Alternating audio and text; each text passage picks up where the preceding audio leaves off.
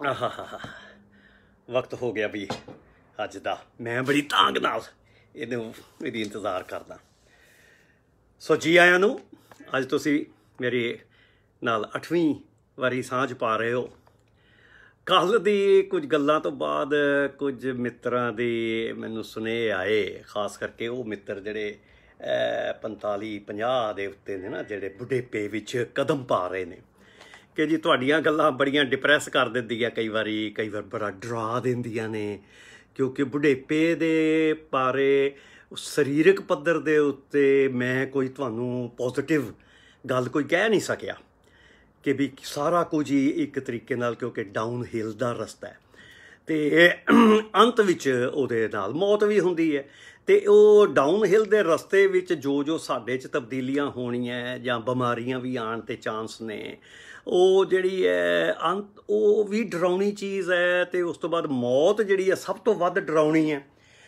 ਕਈ ਵਾਰੀ ਅਸੀਂ ਆਪਣੀ ਮੌਤ ਤੋਂ ਘੱਟ ਡਰ ਰਹੇ ਹੁੰਦੇ ਹਾਂ ਅਤੇ ਆਪਣੇ ਕਿਸੇ ਮਿੱਤਰ ਪਿਆਰੇ ਦੀ ਮੌਤ ਤੋਂ ਜ਼ਿਆਦਾ ਡਰੀਦਾ, ਕਿਉਂਕਿ ਸਾਨੂੰ ਪਤਾ ਹੈ ਕਿ ਜਦੋਂ ਮੌਤ ਤੋਂ ਬਾਅਦ ਉਹਦੇ ਨਾਲ ਦੁਬਾਰਾ ਮਿਲ ਬੈਠਣ ਦੀ, ਉਹਨੂੰ ਜਾਣਨ ਦੀ, ਉਹਦੇ ਨਾਲ ਕੋਈ ਟਾਈਮ ਸਾਂਝਾ ਕਰਨ ਦੀ ਫਿਰ ਕੋਈ ਪੋਸੀਬਿਲਿਟੀ ਨਹੀਂ ਹੈ।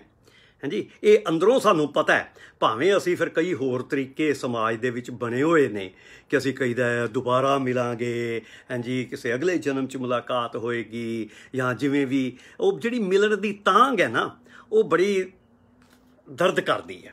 ਉਂਝ ਭਾਵੇਂ ਆਪਣੇ ਕਿਸੇ ਦੋਸਤ ਨੂੰ, ਮਿੱਤਰ ਪਿਆਰੇ ਨੂੰ ਕਈ ਸਾਲ ਨਾ ਮਿਲੀਏ, ਪਰ ਉਹਦਾ ਦੁੱਖ ਹੋਰ ਤਰ੍ਹਾਂ ਦਾ ਹੁੰਦਾ ਹੈ। ਉਹ ਥੋੜ੍ਹੀ ਜਿਹੀ ਮਿਸਿੰਗ ਹੁੰਦੀ ਹੈ, ਪਰ ਜਦੋਂ ਉਹੀ ਚੱਲ ਵੱਸਦਾ ਨਾ, ਉਹ ਕਿਉਂਕਿ ਇਹ ਹੈ ਕਿ ਉਹ ਇੱਕ ਇਰਰਿਵਰਸੀਬਲ ਪ੍ਰੋਸੈਸ ਹੈ, ਕਿ ਉਹ ਪਤਾ ਹੈ ਸਾਨੂੰ ਕਿ ਦੁਬਾਰਾ ਨਹੀਂ ਮਿਲਣਾ।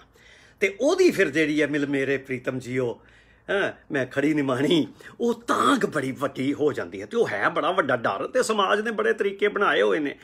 ਪਰ ਗਿਆਨ ਦਾ ਰਸਤਾ ਜਿਹੜਾ ਵੈਦਾ, ਉਹਦੇ ਵਿੱਚ ਥੋੜ੍ਹੀ ਜਿਹੀ ਇਹ ਜ਼ਰੂਰ ਸਾਨੂੰ ਸਿੱਖਣਾ ਪੈਂਦਾ ਕਿ ਗਿਆਨ ਜਿਹੜਾ ਉਹ ਸਾਨੂੰ ਉਹਨਾਂ ਚੀਜ਼ਾਂ ਦੇ ਆਮੋ ਸਾਹਮਣੇ ਲਿਆਂਦਾ ਹੈ ਕਿ ਜਿਹਦੇ ਵਿੱਚ ਜਿੰਨੀ ਮਰਜ਼ੀ ਪੀੜਤ ਹੋਵੇ, ਜਿੰਨਾ ਮਰਜ਼ੀ ਦੁੱਖ ਹੋਵੇ, ਉਹ ਸਾਨੂੰ ਆਪ ਹੀ ਉਹਦੇ ਤਰੀਕੇ ਲੱਭਣੇ ਪੈਣੇ ਨੇ ਸਹਿਣ ਦੇ।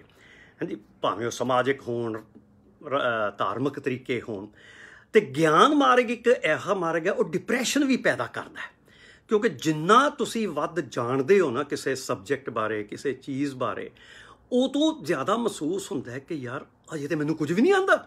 ਜਿੰਨਾ ਉਹਦੇ 'ਚ ਗਹਿਰਾ ਜਾਂਦੇ ਉਹਨਾਂ ਸਗੋਂ ਡਿਪਰੈਸ਼ਨ ਆਉਂਦਾ ਹੈ। ਹਾਂਜੀ, ਕਿ ਉਹ ਸ਼ਿਓਰਟੀ ਜਿਹੜੀ ਹੁੰਦੀ ਹੈ ਨਾ, ਇਸ ਲਈ ਵਿਗਿਆਨੀ ਜਿਹਨੂੰ ਬੜੀ ਨੌਲੇਜ ਹੁੰਦੀ ਹੈ ਕਿਸੇ ਸਬਜੈਕਟ ਦੀ, ਉਹ ਗੱਲ ਕਰਦਾ ਹੈ ਅਤੇ ਬੜੇ ਆਪਣੇ ਉੱਤੇ ਸ਼ੰਕਾ ਪੈਦਾ ਕਰਕੇ ਕਿ ਉਹਦੇ ਹਾਸੇ ਵਿੱਚ ਤਾਂ ਬੰਦਾ ਇਹ ਕਹਿ ਸਕਦਾ ਕਿ ਜੇ ਵਿਗਿਆਨੀ ਨੂੰ ਪੁੱਛੋ ਕਿ ਉਹ ਗਊ ਦਾ ਰੰਗ ਕੀ ਹੈ, ਅਤੇ ਉਹ ਕਹੇਗਾ ਵੀ ਇਸ ਪਾਸਿਓਂ ਉਹ ਮੈਨੂੰ ਚਿੱਟੀ ਦਿਸ ਰਹੀ ਹੈ। ਉਹ ਇਹ ਵੀ ਨਹੀਂ ਕਹਿਣਾ ਚਾਹੁੰਦਾ ਕਿ ਦੂਜੇ ਪਾਸੇ ਕੀ ਹੈ, ਜਦ ਕਿ ਉਹਨੂੰ ਪਤਾ ਹੈ ਕਿ ਦੂਜੇ ਪਾਸੇ ਚਾਂਸ ਉਹਦੇ ਅਚਾਨਕ ਭੂਰੇ ਹੋਣ ਦੇ ਬੜੇ ਘੱਟ ਨੇ। ਵਿਗਿਆਨੀ ਨੂੰ ਪੁੱਛੋ ਵੀ ਕੱਲ੍ਹ ਸੂਰਜ ਚੜ੍ਹੇਗਾ ਕਿ ਨਹੀਂ ਚੜ੍ਹੇਗਾ, ਉਹ ਇਹ ਨਹੀਂ ਕਹੇਗਾ ਹਾਂ ਮੈਨੂੰ ਪਤਾ ਚੜ੍ਹੇਗਾ। ਉਹ ਕਹੇਗਾ ਵੀ ਚਾਂਸਸ ਤਾਂ ਨਹੀਂ ਚੜ੍ਹੇਗਾ, ਪਰ ਚਾਂਸਸ ਨੇ ਨਹੀਂ ਚੜ੍ਹੇਗਾ। ਉਹ ਚਾਂਸ ਇਕੁਅਲ ਨਹੀਂ ਹੁੰਦੇ, ਪਰ ਉਹ ਨੌਲੇਜ ਜਿਹੜੀ ਹੈ ਨਾ ਡਿਪਰੈਸ਼ਨ ਜ਼ਰੂਰ ਪੈਦਾ ਕਰਦੀ। ਮੈਂ ਐਸੇ ਫਿਜ਼ਿਕਸ ਦੇ ਬੰਦਿਆਂ ਨੂੰ ਜਾਣਦਾ ਜਿਹੜੇ ਐਸਟਰੋਫਿਜ਼ਿਕਸ 'ਚ ਕੰਮ ਕਰਦੇ ਹੈ, ਕਿ ਜਿਨ੍ਹਾਂ ਨੇ ਬ੍ਰਹਿਮੰਡ ਬਾਰੇ ਸਾਰਾ ਕੁਝ ਜਾਣਿਆ ਹੁੰਦਾ। ਉਹ ਦੇਖ ਰਹੇ ਹੁੰਦੇ ਨੇ ਲੰਬੀਆਂ ਦੂਰਬੀਨਾਂ 'ਚੋਂ ਕਿਸੇ ਨਵੇਂ ਤਾਰੇ ਦਾ ਬਣਨਾ ਅਤੇ ਮਰਨਾ। ਉਹਨਾਂ ਨੂੰ ਫਿਰ ਜਦੋਂ ਉਸ ਦੂਰਬੀਨ ਤੋਂ ਬਾਅਦ 2 ਘੰਟੇ 4 ਘੰਟੇ ਲਾ ਕੇ ਬਾਹਰ ਨਿਕਲਦੇ ਨਾ, ਉਹਨਾਂ ਨੂੰ ਪਰਲ ਅਥਰੂ ਆਉਂਦੇ ਦੇਖਿਆ ਕਿ ਆਹਾ, ਉਸ ਵਿਸਮਾਦ ਦੀ ਅਵਸਥਾ 'ਚ, ਉਹ ਜਾਣਕਾਰੀ ਦੀ ਅਵਸਥਾ 'ਚ ਡਿਪਰੈਸ਼ਨ ਵੀ ਆ ਜਾਂਦਾ।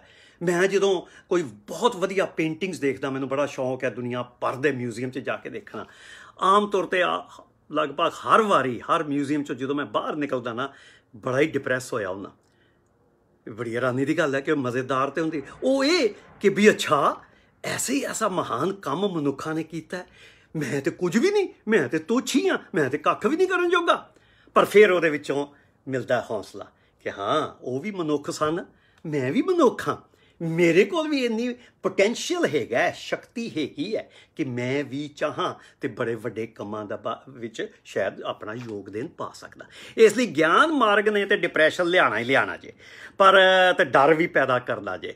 ਪਰ ਮੈਂ ਕੋਸ਼ਿਸ਼ ਕਰਾਂਗੇ ਕਿ ਅੱਜ ਤੋਂ ਬਾਅਦ ਜ਼ਰਾ ਘੱਟ ਡਰ ਦੀਆਂ ਗੱਲਾਂ ਹੋਣ, ਕਿਉਂਕਿ ਅਸੀਂ ਇੱਕ ਬੇਸਿਕ ਆਧਾਰ ਬਣਾ ਚੁੱਕੇ ਹਾਂ ਕਿ ਅਸੀਂ ਜੇ ਜਿਉਂਦੇ ਰਹਾਂਗੇ ਇਸੈਂਸ਼ੀਅਲ ਲਾਈਫ ਸਪੈਨ ਤੋਂ ਵੱਧ ਉਮਰ ਦੇ ਵਿੱਚ, ਤੇ ਫਿਰ ਸਾਡੀ ਮੌਤ ਵੀ ਹੋਏਗੀ। ਤੇ ਇਸੇ ਲਈ ਉਹ, ਕਿਉਂਕਿ ਮੌਤਾਂ ਬੜੀਆਂ ਦੁਖਦਾਈ ਵੀ ਹੁੰਦੀਆਂ ਨੇ।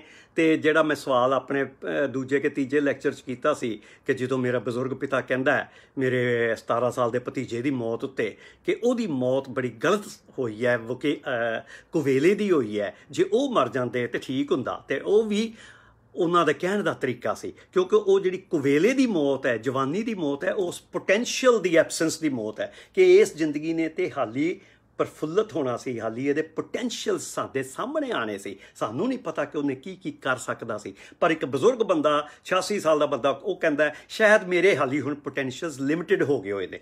ਪਰ ਮਨੁੱਖੀ ਇਮੋਸ਼ਨਸ ਦੇ ਮਾਮਲੇ ਵਿੱਚ, ਜਦ ਕਿ ਮੈਂ ਸਾਇੰਸ ਦੇ ਪੱਖੋਂ ਤੇ ਜਵਾਬ ਦੇ ਦਿੱਤਾ ਕਿ ਹਾਂ, ਈਵੋਲੂਸ਼ਨ ਦੇ ਪੱਖੋਂ, ਨੇਚਰ ਦੇ ਪੱਖੋਂ, ਜੇ ਸਾਡੀ ਮੌਤ 45 ਸਾਲ ਤੋਂ ਬਾਅਦ ਹੋ ਜਾਵੇ, ਉਹਦਾ ਈਵੋਲੂਸ਼ਨ ਨੂੰ ਕੋਈ ਫਰਕ ਨਹੀਂ ਪੈਂਦਾ ਤੇ ਉਹ ਠੀਕ ਹੈ ਟਾਈਮ। ਪਰ ਇਮੋਸ਼ਨਸ ਦੇ ਪੱਖੋਂ ਮੌਤ ਕਿਸੇ ਵੀ ਉਮਰ ਦੇ ਉੱਤੇ ਸ਼ਾਇਦ ਠੀਕ ਨਹੀਂ ਹੈ ਤੇ ਉਹਦਾ ਕੋਈ ਠੀਕ ਟਾਈਮ ਨਹੀਂ ਹੈ। ਉਹ ਡਿਪੈਂਡ ਕਰਦਾ ਕਿ ਅਸੀਂ ਉਹਨੂੰ ਕਿਵੇਂ ਸੰਦਰਭ 'ਚ ਕਰਦੇ। ਪਰ ਚਲੋ, ਇਹ ਹੁਣ ਮੌਤ ਦੀਆਂ ਗੱਲਾਂ ਤੋਂ ਅੱਗੇ ਚੱਲੀਏ ਕਿ ਬੁਢੇਪਾ ਆਉਣਾ ਹੈ, ਬੁਢੇਪੇ ਦੇ ਵਿੱਚ ਤਬਦੀਲੀਆਂ ਵੀ ਆਉਣੀਆਂ ਨੇ। ਤੇ ਉਹਦੇ ਵਿੱਚ ਜਿਹੜੀ ਬਹੁਤ ਹੀ ਇੰਪੋਰਟੈਂਟ ਗੱਲ ਮੈਂ ਕੱਲ੍ਹ ਤੁਹਾਡੇ ਨਾਲ ਸਾਂਝੀ ਕੀਤੀ ਸੀ, ਹੈਟਰੋਜੀਨੀਟੀ ਦੀ। ਉਹਨੂੰ ਮੈਂ ਲੱਭਣ ਦੀ ਕੋਸ਼ਿਸ਼ ਕੀਤੀ ਕਿ ਪੰਜਾਬੀ 'ਚ ਹੈਟਰੋਜੀਨੀਟੀ ਨੂੰ ਕੀ ਕਹਿੰਦੇ। ਉਹ ਲਫ਼ਜ਼ ਮੈਨੂੰ ਮਿਲਿਆ ਵਿਲੱਖਣਤਾ। ਉਹ ਵਿਲੱਖਣਤਾ ਪੂਰਾ ਠੀਕ ਨਹੀਂ ਇਹਦੇ ਨਾਲ ਜਸਟਿਸ ਕਰਦਾ। ਹੈਟਰੋਜੀਨੀਟੀ ਦਾ ਮਤਲਬ ਹੈ ਕਿ ਜੇ ਮੇਰੇ ਸੈੱਲ ਵੀ ਹੈਗੇ ਨੇ, ਇੱਕ ਜਿਹੜੀ ਕੱਲ੍ਹ ਐਗਜ਼ਾਮਪਲ ਦਿੱਤੀ ਸੀ ਕਿ ਇੱਕ ਚਿਹਰੇ ਦੇ ਉੱਤੇ ਹੀ ਵਾਲ ਵੱਖ-ਵੱਖ ਰੇਟ ਆਫ ਏਜਿੰਗ ਇਹਨਾਂ ਦੀ ਹੋ ਰਹੀ ਹੈ, ਕਿ ਕੋਈ ਵੀ ਦੋ ਨਾਰਮਲ ਚੀਜ਼ਾਂ ਵੀ ਇੱਕੋ ਜਿਹੀਆਂ ਨਹੀਂ ਹੁੰਦੀਆਂ। ਸੋ ਉਹ ਜਿਹੜੀ ਹੈਟਰੋਜੀਨੀਟੀ ਹੈ ਕਿ ਕੋਈ ਦੋ ਮਨੁੱਖ ਇੱਕੋ ਜਿਹੇ ਤਰੀਕੇ ਨਾਲ ਬਜ਼ੁਰਗ ਨਹੀਂ ਹੋਣੇ। ਹਾਂਜੀ, ਕੋਈ ਦੋ ਮਨੁੱਖਾਂ ਨੂੰ ਇੱਕੋ ਜਿਹੀਆਂ ਪ੍ਰੋਬਲਮਸ ਨਹੀਂ ਆਉਣੀਆਂ। ਹਾਂ, ਅਸੀਂ ਕਹਿੰਦੇ ਹਾਂ ਕਿ ਬਈ ਐਲਜ਼ਾਈਮਰ ਦੀ ਜਿਹੜੀ ਬਿਮਾਰੀ ਹੈ, ਭੁੱਲਣ ਦੀ ਬਿਮਾਰੀ, ਉਹ 80 ਸਾਲ ਤੋਂ ਵੱਧ ਉਮਰ ਦੇ ਵਿੱਚ ਕੋਈ 15% ਲੋਕਾਂ ਨੂੰ ਉਹ ਬਿਮਾਰੀ ਆ ਸਕਦੀ ਹੈ। ਪਰ ਇਹਦਾ ਮਤਲਬ ਕਿ 85% ਲੋਕਾਂ ਨੂੰ ਨਹੀਂ ਆਏਗੀ। ਕੈਂਸਰ ਜਿਹੜੇ ਨੇ ਉਹ 20-25% ਲੋਕਾਂ ਨੂੰ ਉਮਰ ਦੇ ਵਿੱਚ ਆਉਣਗੇ, ਪਰ ਇਹਦਾ ਮਤਲਬ ਹੈ ਕਿ 75% ਨੂੰ ਨਹੀਂ ਆਉਣਗੇ। ਇਹ ਸ਼ੂਗਰ ਦੀ ਬਿਮਾਰੀ ਜਿਹੜੀ ਹੈ ਉਹ 15-20% ਲੋਕਾਂ ਨੂੰ ਉਮਰ ਦੇ ਨਾਲ ਆਏਗੀ, ਪਰ 80% ਨੂੰ ਨਹੀਂ ਆਏਗੀ। ਹੁਣ ਉਹਦੇ ਵੱਲ ਜੇ ਤੇ ਅਸੀਂ ਸਿਰਫ ਆਉਣ ਵਾਲੀਆਂ ਚੀਜ਼ਾਂ ਦੇ ਉੱਤੇ ਧਿਆਨ ਦੇਵਾਂਗੇ, ਜਿਵੇਂ ਕਰੋਨਾ ਵਾਇਰਸ ਵੀ ਹੈ, ਉਹ ਹੋ ਸਕਦਾ ਹੈ ਥਿਓਰੈਟੀਕਲੀ ਤੇ ਹਾਲੀ ਉਹ 100% ਨੂੰ ਵੀ ਹੋ ਸਕਦਾ, ਪਰ ਹੋਣਾ ਨਹੀਂ ਹੈ ਕਿਉਂਕਿ ਉਸ ਤੋਂ ਪਹਿਲੇ ਹੀ ਇਮਿਊਨਿਟੀ ਡਿਵੈਲਪ ਹੋਣੀ ਸ਼ੁਰੂ ਹੋਏਗੀ। ਪਰ ਬੜਿਆਂ ਨੂੰ ਆਏਗੀ, ਬੜਿਆਂ ਨੂੰ ਨਹੀਂ ਆਏਗੀ। ਤੇ ਇਸ ਤਰੀਕੇ ਨਾਲ ਇਹ ਸਾਡੇ ਕੋਲ ਬੜੀਆਂ ਐਗਜ਼ਾਮਪਲਸ ਮਿਲਣਗੀਆਂ ਕਿ ਜਿਹਦੇ ਵਿੱਚ ਬਜ਼ੁਰਗੀ ਦੇ ਵਿੱਚ ਜਾ ਕੇ ਵੀ, ਬੜੀ ਵੱਡੀ ਉਮਰ 'ਚ ਜਾ ਕੇ ਵੀ ਉਹ ਬੰਦਾ ਬੜਾ ਪਰਫੈਕਟ ਜਿਉਂਦਾ ਹੈ, ਸਰੀਰਕ ਪੱਖੋਂ, ਮਾਨਸਿਕ ਪੱਖੋਂ, ਹਾਂਜੀ, ਇਮੋਸ਼ਨਲ ਪੱਖੋਂ। ਉਹ ਜਿਵੇਂ ਸਰੀਰ ਦੇ ਪੱਖੋਂ ਐਗਜ਼ਾਮਪਲ ਹੈਗੀ ਹੈ ਇੱਕ ਜਾਪਾਨੀ ਬੰਦੇ ਮਿਆਜ਼ਾਕੀ ਦੀ, ਜਿਹੜਾ 105 ਸਾਲ ਦੀ ਉਮਰ ਜਦੋਂ ਉਹਦੀ 2015 'ਚ ਹੋਈ, 105 ਸਾਲ ਦੀ ਉਮਰ 'ਚ ਉਹਨੇ ਵਰਲਡ ਚੈਂਪੀਅਨਸ਼ਿਪ ਦੇ ਵਿੱਚ ਰੇਸ ਲਾਣੀ, ਸਪ੍ਰਿੰਟ ਦਾ 100 ਮੀਟਰ ਦੀ ਸਪ੍ਰਿੰਟ 90 ਸਾਲ ਤੋਂ ਵੱਧ ਉਮਰ ਦੇ ਲੋਕਾਂ ਦੇ ਗਰੁੱਪ ਦੇ ਵਿੱਚ ਜਦੋਂ ਲਾਈ, ਤੇ ਉਸ ਤੋਂ ਬਾਅਦ ਜਿੱਤਣ ਤੋਂ ਬਾਅਦ ਉਹਨੇ ਉਹੋ ਜਿਹਾ ਹੀ ਪੋਜ਼ ਬਣਾਇਆ ਜਿਹੋ ਜਿਹਾ ਹੁਸੈਨ ਬੋਲਟ ਬਣਾਉਂਦਾ 100 ਮੀਟਰ ਦਾ ਰਨਰ ਚੈਂਪੀਅਨ। ਤੇ ਉਹਦੀ ਫੋਟੋ ਮੈਂ ਦਿਖਾਉਂਦਾ ਹੁੰਦਾ, ਉਹ ਮੇਰੇ ਕੋਲ ਇੱਥੇ ਘਰ ਵਿੱਚ ਹੈ ਨਹੀਂ। ਉਹੋ ਜਿਹਾ ਹੀ ਪੋਜ਼ ਬਣਾਇਆ ਕਿ ਵਾਹ ਵੇਖੋ 105 ਸਾਲ ਦਾ ਹੋ ਕੇ ਮੈਂ 100 ਮੀਟਰ ਦੀ ਰੇਸ ਜਿੱਤੀ। ਹੁਣ ਉਸ ਤੋਂ ਵੱਧ ਸਿਹਤਮੰਦ ਉਸ ਸਮੇਂ ਬੰਦਾ ਸ਼ਾਇਦ ਹੀ ਕੋਈ ਹੋਵੇ ਦੁਨੀਆ 'ਚ। ਉਹਨੇ 100 ਮੀਟਰ ਦੀ ਰੇਸ ਜਿੱਤੀ 105 ਸਾਲ ਦੀ ਉਮਰ 'ਚ ਜਾ ਕੇ, ਆਪਣਾ ਪੋਜ਼ ਬਣਾਇਆ ਹੁਸੈਨ ਬੋਲਟ ਦਾ। ਪਰ ਉਹਦੇ 'ਚ ਫਰਕ ਸੀ। ਹੁਸੈਨ ਬੋਲਟ ਦਾ 26 ਸਾਲ ਦੀ ਉਮਰ ਦੇ ਵਿੱਚ ਭੱਜੀ ਹੋਈ ਰੇਸ ਦਾ ਰਿਕਾਰਡ ਸੀ 9.58 ਸੈਕਿੰਡ 100 ਮੀਟਰ। ਮਿਆਜ਼ਾਕੀ ਦੇ ਰੇਸ ਦਾ ਟਾਈਮ ਸੀ 42.22 ਸੈਕਿੰਡ। ਇਹ ਹੈ ਸਿਹਤਮੰਦ ਬੁਢੇਪਾ, ਤੇ ਇਹ ਹੈ ਬੁਢੇਪਾ ਕਿ ਜਿੰਨੀ ਮਰਜ਼ੀ ਸਿਹਤ ਹੋਈ ਉਹ ਵੀ ਹੁਸੈਨ ਨਾਲੋਂ, ਇੱਕ ਜਵਾਨ ਮਨੁੱਖ ਨਾਲੋਂ 4 ਤੋਂ ਵੀ ਜ਼ਿਆਦਾ ਗੁਣਾ ਘੱਟ ਸੀ। ਇੰਜ ਦੀਆਂ ਹੋਰ ਬੜੀਆਂ ਸਾਨੂੰ ਐਗਜ਼ਾਮਪਲਸ ਮਿਲਣਗੀਆਂ। ਉਹ ਇੱਕ ਸਰਦਾਰ ਸਾਹਿਬ ਹੈਗੇ ਨੇ ਲੰਡਨ ਵਿੱਚ, ਫੌਜਾ ਸਿੰਘ ਜੀ, 109 ਸਾਲ ਦੇ ਉਹ ਹੁਣੇ ਹੋਏ ਨੇ 1 ਅਪ੍ਰੈਲ 2020 ਦੇ ਵਿੱਚ। ਉਹ ਵੀ 4 ਸਾਲ ਪਹਿਲੋਂ ਤੱਕ ਮੈਰਾਥਨਸ ਭੱਜਦੇ ਸੀ। ਹਾਂਜੀ 100 ਸਾਲ ਤੋਂ ਵੱਧ ਉਮਰ ਦੇ ਵਿੱਚ ਤਾਂ ਲੈ ਕੇ ਉਹਨਾਂ ਨੇ ਮੈਰਾਥਨ ਆਪਣੇ ਉਸ ਏਜ ਗਰੁੱਪ 'ਚ ਭੱਜਦੇ ਸੀ ਤੇ ਉਹ ਬੜੀ ਵੱਡੀ ਅਚੀਵਮੈਂਟ ਹੈ। ਸਾਡੇ 'ਚੋਂ ਮੈਂ ਹਾਲੀ ਹੁਣ ਨਹੀਂ 10 ਕਿਲੋਮੀਟਰ ਚਲਾ ਜਾ ਸਕਦਾ, ਭੱਜਣ ਦੀ ਤਾਂ ਗੱਲ ਹੀ ਚਲੋ ਛੱਡੋ। ਅੱਜ ਫੇਰ ਖੰਡ ਥੋੜਾ ਤੰਗ ਕਰ ਰਹੀ, ਪਰ ਨੈਵਰ ਮਾਈਂਡ। ਪਰ ਉਹਨਾਂ ਦਾ ਫੌਜਾ ਸਿੰਘ ਜੀ ਦਾ ਰਿਕਾਰਡ ਜਿਹੜਾ ਵੈ ਉਹ ਵੈ 6 ਘੰਟੇ 2 ਮਿੰਟ ਮੈਰਾਥਨ ਭੱਜਣ ਦਾ, ਜਿਹੜੀ 43 ਕਿਲੋਮੀਟਰ ਹੁੰਦੀ ਹੈ। ਇਹ ਮੁਕਾਬਲੇ ਵਿੱਚ ਇੱਕ ਜਵਾਨ ਮਨੁੱਖ ਦਾ ਜਿਹੜਾ ਰਿਕਾਰਡ ਹੈ ਉਹ 2 ਘੰਟੇ 1 ਮਿੰਟ ਹੈ। ਹੁਣ ਫੌਜਾ ਸਿੰਘ ਜੀ ਹੈ ਤੇ ਬੜੇ ਜ਼ਬਰਦਸਤ, ਬੜੀ ਐਕਸੈਪਸ਼ਨਲ ਕੁਆਲਿਟੀ ਹੈ, ਪਰ ਬੁਢੇਪਾ ਉਹਨਾਂ ਵਿੱਚ ਵੀ ਹੈਗਾ ਜੀ। ਔਰਤਾਂ ਦਾ ਵਰਲਡ ਰੈਕੋਰਡ ਜਿਹੜਾ ਵੈ 2 ਘੰਟੇ 17 ਮਿੰਟ ਹੈ, ਬੰਦਿਆਂ ਦਾ ਵਰਲਡ ਰੈਕੋਰਡ 2 ਘੰਟੇ 1 ਮਿੰਟ ਹੈ। ਸੋ ਔਰਤਾਂ ਤੇ ਮਰਦਾਂ ਦੇ ਵਿੱਚ ਵੀ ਫਰਕ ਹੈਗਾ। ਸੋ ਇਸ ਕਿਸਮ ਦੀਆਂ ਜਿਹੜੀ ਐਗਜ਼ਾਮਪਲਸ ਨੇ ਨਾ ਉਹ ਹੈ ਤੇ ਬਹੁਤ ਵਧੀਆ। ਉਹ ਇਹਨਾਂ ਵਿੱਚੋਂ ਸਾਨੂੰ ਉਤਸ਼ਾਹ ਮਿਲਦਾ ਕਿ ਪੋਸੀਬਲ ਹੈਗਾ ਕਿ ਅਸੀਂ ਆਪਣਾ ਸਿਹਤਮੰਦ ਬੁਢੇਪਾ ਮਾਣ ਸਕੀਏ। ਇਹ ਨਹੀਂ ਹੈ ਕਿ ਜਿਹੜੀਆਂ ਮੈਂ ਕੱਲ ਗੱਲਾਂ ਕੀਤੀਆਂ ਕਿ ਸਭ ਕੁਝ ਹੀ ਢਹਿਣਾ ਹੈ, ਸਾਰੀਆਂ ਬਿਮਾਰੀਆਂ ਆਉਣੀਆਂ, ਉਹ ਸਾਨੂੰ ਸਾਰਿਆਂ ਨੂੰ ਇਕੁਅਲ ਨਹੀਂ ਆਉਣੀਆਂ। ਕਿਸੇ ਨੂੰ ਕੁਝ ਆਏਗੀ, ਕਿਸੇ ਨੂੰ ਕੁਝ। ਕੋਈ ਹੋ ਸਕਦਾ ਹੈ ਕਿ ਤੁਹਾਡੇ ਸੁਣਨ ਵਾਲਿਆਂ ਵਿੱਚੋਂ ਹੀ ਕੋਈ ਐਸਾ ਹੋਵੇ ਕਿ ਜਿਹੜਾ ਦੁਨੀਆ ਦਾ ਵਰਲਡ ਰਿਕਾਰਡ ਤੋੜ ਦੇਵੇ। 122 ਸਾਲ 5 ਮਹੀਨੇ 14 ਦਿਨ ਦਾ ਹਾਲੀ ਤੱਕ ਰਿਕਾਰਡ ਹੈ, ਜਿਹਦੇ ਵਿੱਚ ਸਾਇੰਸ ਦੇ ਕੋਲ ਡੇਟਾ ਹੈ। ਉਹਨੂੰ ਕੋਈ ਰਿਕਾਰਡ ਤੋੜ ਦੇਵੇ। ਹਾਲੀ ਪਿਛਲੇ ਤੇ 23 ਸਾਲਾਂ 'ਚ ਨਹੀਂ ਟੁੱਟਿਆ, ਪਰ ਹੋ ਸਕਦਾ ਕੋਈ ਤੁਹਾਡੇ ਵਿੱਚ ਹੀ ਜਿਉਂਦਾ ਹੋਵੇ। ਹਾਲੀ ਵੀ ਇਸ ਸਮੇਂ ਦੁਨੀਆ ਦੇ ਵਿੱਚ ਜਿਹੜੀ ਸਭ ਤੋਂ ਬੁੱਢੀ ਔਰਤ ਹੈ ਇਸ ਸਮੇਂ, ਤਨਾਕਾ ਜਾਪਾਨ ਦੇ ਵਿੱਚ, ਉਹ 117 ਸਾਲ ਤੇ 112 ਦਿਨ ਦੀ ਅੱਜ ਹੋਈ ਹੈ। ਮੈਂ ਹੁਣੇ ਅੱਧਾ ਘੰਟਾ ਪਹਿਲੇ ਹੀ ਡੇਟਾਬੇਸ ਤੇ ਚੈੱਕ ਕੀਤਾ ਸੀ। ਜੇ ਹੁਣ ਪਿਛਲੇ ਘੰਟੇ ਦੇ ਵਿੱਚ ਨਾ ਚੱਲ ਵਸੀ ਹੋਵੇ, ਕਿਉਂਕਿ ਉਹ ਕਹਿਣਾ ਬੜਾ ਮੁਸ਼ਕਲ ਹੈ, ਪਰ ਉਹਦੇ ਲਈ ਵੀ ਸਾਨੂੰ 5 ਸਾਲ ਹਾਲੀ ਉਡੀਕਣਾ ਪੈਣਾ ਕਿ ਉਹ ਰਿਕਾਰਡ ਤੋੜਦੀ ਹੈ ਕਿ ਨਹੀਂ। ਪਰ ਤੋੜਿਆ ਜਾ ਸਕਦਾ, ਇਹਦੇ 'ਚ ਕੋਈ ਵੱਡੀ ਗੱਲ ਨਹੀਂ। ਉਹ ਅਸੀਂ ਗੱਲ ਕਰਾਂਗੇ ਕਿ ਕਿਵੇਂ ਤੋੜਿਆ ਜਾ ਸਕਦਾ, ਕਿਉਂ ਤੋੜਿਆ ਜਾ ਸਕਦਾ। ਸੋ ਇਹ ਕੀ ਗੱਲ ਹੈ ਕਿ ਕਈ ਲੋਕਾਂ ਨੂੰ ਬੁਢੇਪਾ ਬੜੀ ਛੇਤੀ ਪਕੜ ਲੈਂਦਾ ਹੈ ਜਾਂ ਬਿਮਾਰੀਆਂ ਬੜੀ ਛੇਤੀ ਫੜ ਲੈਂਦੀਆਂ ਨੇ, ਤੇ ਕਈ ਲੋਕੀ ਸਾਰੀ ਭੈੜੀ ਤੋਂ ਭੈੜਾ ਲਾਈਫ ਸਟਾਈਲ ਜਿਉਂਦੇ ਹੋਏ ਵੀ ਉਹਨਾਂ ਨੂੰ ਕੈਂਸਰ ਵੀ ਨਹੀਂ ਹੁੰਦਾ। ਹੈਗੇ ਨੇ ਲੋਕੀ ਰੋਜ਼ ਦੀਆਂ 30-40 ਸਿਗਰਟਾਂ ਪੀਣ ਵਾਲੇ ਵੀ ਨੇ ਤੇ ਉਹਨਾਂ ਨੂੰ ਕਦੇ ਨਹੀਂ ਕੈਂਸਰ ਹੁੰਦਾ। ਤੇ ਇੱਕ ਜਿਹੜਾ ਬੜਾ ਬ੍ਰਹਮ ਗਿਆਨੀ ਹੈ, ਪਾਠ ਪੂਜਾ ਕਰਨ ਵਾਲਾ ਹੈ, ਸਭ ਕੁਝ ਕਰਨ ਵਾਲਾ, ਕਦੇ ਉਹਨੇ ਕੋਈ ਮਾੜਾ ਕੰਮ ਵੀ ਨਹੀਂ ਕੀਤਾ ਤੇ ਉਹਨੂੰ ਵੀ ਹੋ ਸਕਦੀ ਹੈ ਬਿਮਾਰੀ। ਇਹ ਜਿਹੜੀ ਨਾ ਚਾਂਸ ਦੀਆਂ ਗੱਲਾਂ ਕੱਲ੍ਹ ਵੀ ਥੋੜ੍ਹੀ ਆਈ ਅਸੀਂ। ਸੋ ਇਹਨਾਂ ਚੀਜ਼ਾਂ ਨੂੰ ਸਾਹਮਣੇ ਰੱਖਦੇ ਹੋਏ ਸਾਇੰਸਦਾਨ ਵੀ ਜਾਣਨਾ ਤੇ ਚਾਹੁੰਦੇ ਨੇ ਕਿ ਕਈ ਲੋਕੀ ਜਿਹੜੇ ਨੇ ਉਹਨਾਂ ਵਿੱਚ ਕੀ ਖਾਸੀਅਤ ਹੈ ਕਿ ਜਿਹਦੇ ਕਰਕੇ ਉਹ ਲੰਬੀ ਉਮਰ ਜਿਉ ਸਕਦੇ ਨੇ ਜਾਂ ਉਹ ਆਪਣੀ ਸਿਹਤਮੰਦ ਬੁਢੇਪੇ ਨੂੰ ਕਾਇਮ ਰੱਖ ਸਕਦੇ ਨੇ। ਇਹਦੇ ਉੱਤੇ ਰਿਸਰਚਾਂ ਬੜੀਆਂ, ਖਾਸ ਕਰਕੇ ਸੈਂਪਲ ਲਏ ਜਾਂਦੇ ਨੇ 90 ਸਾਲ ਤੋਂ ਵੱਧ ਉਮਰ ਵਾਲੇ ਬੰਦਿਆਂ ਦੇ, 100 ਸਾਲ ਤੋਂ ਵੱਧ ਉਮਰ ਵਾਲੇ ਬੰਦਿਆਂ ਦੇ।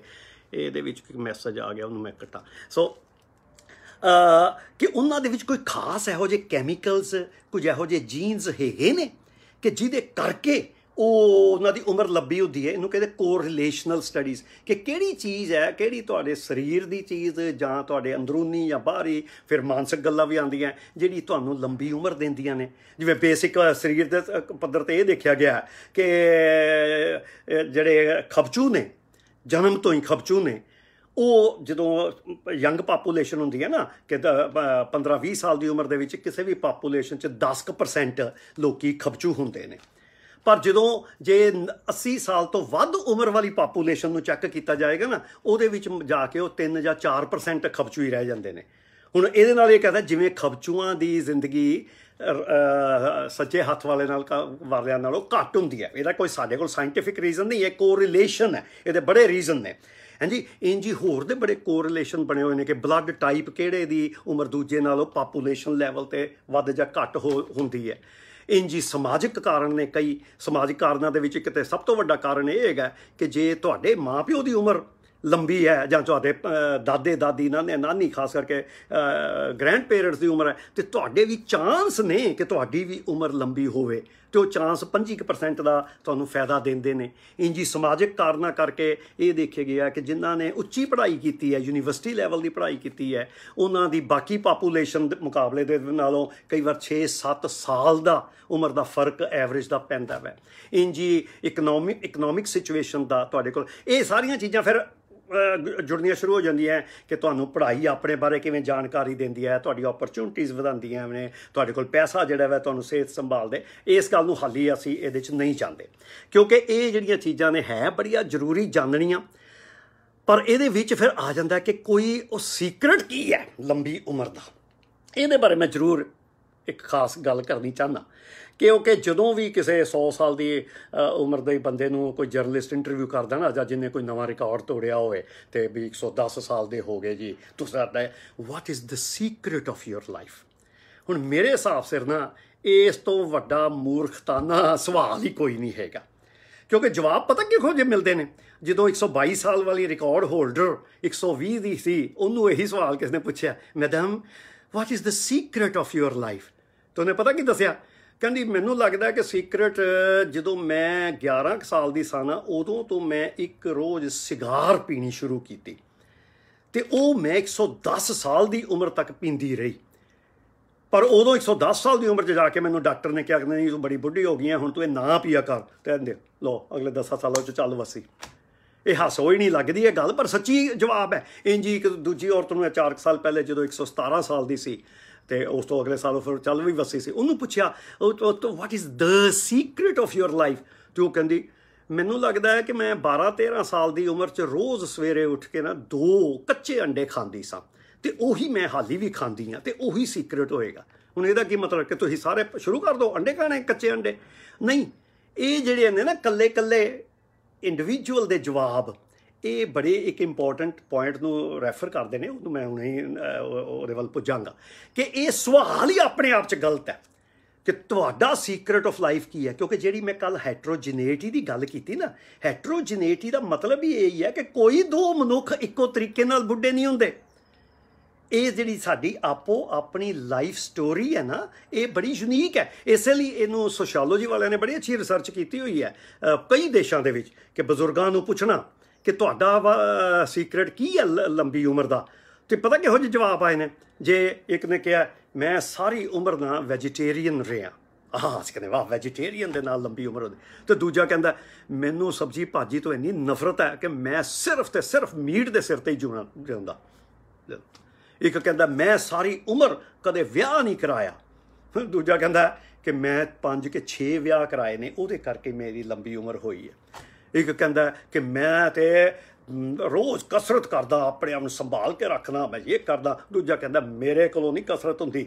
ਤਾਂ ਦੋਵੇਂ 100 ਸਾਲ ਦੀ ਉਮਰ ਦੇ ਉੱਪਰੋਂ ਹੋਣਗੇ। ਇਹ ਮਤਲਬ ਫਿਰ ਉਹੀ ਆ ਗਿਆ ਕਿ ਕੋਈ ਬੁੱਢੇ ਹੋਣ ਦਾ, ਲੰਮੀ ਉਮਰ ਜਿਉਣ ਦਾ ਕੋਈ ਇੱਕ ਤਰੀਕਾ ਨਹੀਂ। ਇਹ ਸਾਡੀ ਜ਼ਿੰਦਗੀ, ਸਾਡੀ ਆਪਣੀ ਯੂਨੀਕ ਸਟੋਰੀ ਹੈ। ਹਰ ਇੰਡੀਵਿਜੂਅਲ, ਇਸ ਸਮੇਂ 7.5 ਅਰਬ ਲੋਕੀ ਅਸੀਂ ਵਰਲਡ ਵਿੱਚ ਰਹਿੰਦੇ ਹਾਂ, ਸਾਡੀ ਹਰੇਕ ਦੀ ਆਪੋ ਆਪਣੀ ਇੱਕ ਜ਼ਿੰਦਗੀ ਦਾ ਟ੍ਰੈਜੈਕਟਰੀ ਹੈ। ਹਾਂਜੀ, ਅਸੀਂ ਸਿਰਫ ਉਹਦੇ ਵਿੱਚੋਂ ਸਾਇੰਸ ਜਿਹੜੀ ਹੈ ਜਨਰਲ ਐਵਰੇਜਸ, ਪਾਪੂਲੇਸ਼ਨ, ਸਟੈਟਿਸਟੀਕਲ ਗੱਲਾਂ ਤੇ ਕਰ ਸਕਦੀ ਹੈ ਕਿ ਇਹ ਕਰੋਗੇ ਤੇ ਇਹ ਚਾਂਸ ਹੋਏਗਾ, ਪਰ ਜੇ ਕੋਈ ਇੰਡੀਵਿਜੂਅਲ ਲੈਵਲ ਤੇ ਜਦੋਂ ਅਪਲਾਈ ਕਰਨੀ ਹੈ ਨਾ, ਉਹ ਫਿਰ ਇੰਡੀਵਿਜੂਅਲ ਦੇ ਬਾਰੇ ਜਾਣਨਾ ਬੜਾ ਜ਼ਰੂਰੀ ਹੈ। ਸੋ ਇਹ ਜਿਹੜੀ ਗੱਲ ਹੈ ਕਿ ਸਾਡੀ ਹਰੇਕ ਦੀ ਜ਼ਿੰਦਗੀ, ਤੁਹਾਡੀ ਜ਼ਿੰਦਗੀ, ਮੇਰੀ ਜ਼ਿੰਦਗੀ, ਇਹ ਆਪਣੇ ਆਪ 'ਚ ਯੂਨੀਕ ਹੈ। ਅਸੀਂ ਸ਼ੁਰੂ ਕਾਪੀ ਦੇ ਰੂਪ 'ਚ ਹੋਏ ਹਾਂ, ਇਵੋਲੂਸ਼ਨ ਦੀ ਕਾਪੀ ਦੇ ਵਿੱਚ, ਪਰ ਅਸੀਂ ਮਰਦੇ ਓਰੀਜਨਲ ਆ। ਇਹ ਬੜੀ ਖੂਬਸੂਰਤ ਇੱਕ ਸਟੇਟਮੈਂਟ ਹੈ, ਇੱਕ ਡੈਨਿਸ਼ ਫਿਲੋਸਫਰ ਤੇ ਡਾਕਟਰ ਨੇ ਮੇਰਾ ਇੱਕ ਲੈਕਚਰ ਸੁਣਨ ਤੋਂ ਬਾਅਦ ਕਹੀ ਸੀ, we are born as copies but we die as original. ਉਹ ਜਿਹੜੀ ਇਹ ਓਰੀਜਨਲ ਹੋਣ ਲਈ ਤੇ ਇੱਕ ਜ਼ਿੰਦਗੀ ਹੈ, ਇਹੀ ਤੇ ਰਸਤਾ ਹੈ ਜਿਹੜੀ ਸਾਡੀ ਮਨੁੱਖਤਾ ਦੀ ਜ਼ਿੰਦਗੀ ਦੀ ਜ਼ਰੂਰਤ ਹੈ। How to become original, how to be authentic. ਹਾਂਜੀ, ਇਹਨੂੰ ਕਿਵੇਂ ਅਸੀਂ ਸਮਝਣਾ ਹੈ, ਤੇ ਇਹਨੂੰ ਅਸੀਂ ਆਪਣੇ ਬਾਇਓਲੋਜੀ ਦੇ ਨੌਲੇਜ ਨਾਲ, ਦਵਾਈਆਂ ਦੀ ਨੌਲੇਜ ਨਾਲ, ਗਿਆਨ ਨਾਲ, ਸਮਾਜ ਨਾਲ, ਇਮੋਸ਼ਨਸ ਨਾਲ, ਇਹਨੂੰ ਅੱਗੇ ਕਿਵੇਂ ਖੂਬਸੂਰਤ ਰੱਖਣਾ ਹੈ ਤੇ ਕਿੰਨੀ ਦੇਰ ਰੱਖਣਾ ਹੈ, ਇਹ ਕੱਲ੍ਹ ਨੂੰ ਗੱਲਾਂ ਕਰਾਂਗੇ। ਪਰ ਇਸ ਤੋਂ ਪਹਿਲੇ ਤੁਹਾਨੂੰ ਹੁਣ ਇਹ ਮੇਰੇ ਕੋਲੋਂ ਥੋੜ੍ਹੇ ਸਵਾਲ ਪੁੱਛਣੇ ਪੈਣੇ ਨੇ ਕਿ ਵੀ ਮੈਂ ਕਿਹੜੇ ਪਾਸੇ ਜਾਵਾਂ, ਕਿਉਂਕਿ ਮੈਂ ਜਿੰਨੀਆਂ ਗੱਲਾਂ ਬਾਇਓਲੋਜੀ ਦੀਆਂ ਕਰਨੀਆਂ ਸੀ ਉਹ ਕਾਫੀ ਹੱਦ ਤੱਕ ਮੈਂ ਕਰ ਚੁੱਕਾ। ਹੁਣ ਗੱਲਾਂ ਤੇ ਹੋਣੀਆਂ ਕਿ ਇਸ ਨੌਲੇਜ ਨੂੰ ਅਸੀਂ ਵਰਤਣਾ ਕਿਵੇਂ ਹੈ ਤੇ ਕਿਹੜੇ ਕੰਮ ਲਈ, ਕਿ ਅਸੀਂ ਆਪਣੇ ਬੁਢੇਪੇ ਨੂੰ ਰੋਕ ਦੇਣਾ ਵੈ, ਕਿ ਦੁਬਾਰਾ ਜਵਾਨ ਹੋਣਾ ਵੈ, ਕਿ ਅਮਰ ਹੋ ਜਾਣਾ, ਕਿ ਮਰਨਾ ਹੀ ਕੋਈ ਨਹੀਂ। ਉਹ ਤੁਸੀਂ ਅੱਜ ਜਰਾ ਚੁਣਨੇ ਸ਼ੁਰੂ ਕਰੋ, ਸੋਚਣੇ ਸ਼ੁਰੂ ਕਰੋ, ਤੇ ਕੱਲ੍ਹ ਇਹਦੇ ਵਿੱਚ ਕਿਸੇ ਨਾ ਕਿਸੇ ਰੂਪ ਤੇ ਉਹਦੇ ਹੈਗੇ ਤੇ ਬੜੇ ਬੜੇ ਵਧੀਆ ਤਰੀਕੇ ਹੈਗੇ ਨੇ ਕਈ ਕੁਝ ਕਰਨੇ। ਪਰ ਤੁਸੀਂ ਮੈਨੂੰ ਦੱਸੋ ਤਾਂ ਸਹੀ ਕਿ ਤੁਸੀਂ ਕੀ ਕਰਨਾ ਚਾਹੁੰਦੇ ਹੋ, ਤੇ ਮੈਂ ਇੱਕ ਵਿਗਿਆਨੀ ਹੋ ਕੇ ਤੁਹਾਡੇ ਲਈ ਕੀ ਬਣਾਵਾਂ। ਠੀਕ ਹੈ ਜੀ, ਕੱਲ ਫੇਰ ਮਿਲਾਂਗੇ। आज की मुलाकात बस इतनी।